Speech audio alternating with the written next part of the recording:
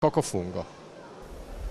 Amici, siamo qui per ricordarvi un altro appuntamento con Cocofungo, la rassegna dedicata ai funghi del Montello che è di scena, pensate, da ben 35 edizioni. Allora, siamo qui per ricordarvi l'appuntamento al ristorante Hotel Terme di Vittorio Veneto per lunedì 17 di ottobre. Io sono insieme al responsabile, al titolare dell'Hotel Terme, diamo il benvenuto ad Antonio Palazzi e alla mia destra diamo il benvenuto anche allo chef Marco Buosi, giusto? Giusto. Allora, io comincerei da te, posso darti del tu? Volentieri, allora, naturalmente.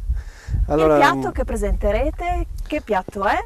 Come è fatto? Quest'anno abbiamo pensato di preparare un secondo, che è un filetto di vitello in crosta di patate. Per valorizzarlo abbiamo preparato una vellutata di sedano rapa e naturalmente funghi a volontà. Il piatto si sviluppa in morbidezza e per dare quel tocco di croccante dei finferli appena tostati, molto buoni, trifolati. Vedo che avete seguito il tema anche proprio nella forma del piatto che ricorda appunto il fungo. Grazie. Allora, Antonio Palazzi, Cocofungo, questo nome così particolare, che cosa significa?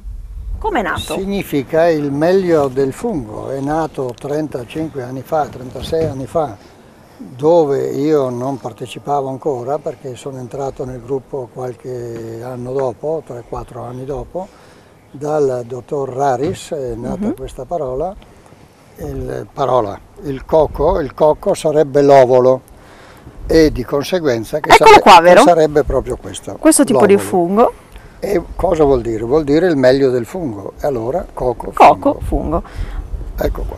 Quest'anno il tema che dovete sviluppare è quello dei ruggenti anni 60. Ma e Antonio guardi, come lo interpreterà? Gli anni 60 li ho vissuti tutti, ma ero talmente intento nel mio lavoro che ricordo... Sono passati velocissimamente. Sì, sono passati velocissimamente. Comunque qualcosa di particolare lo faremo anche noi e per ricordare appunto quel periodo dove l'Italia ha incominciato a cambiare.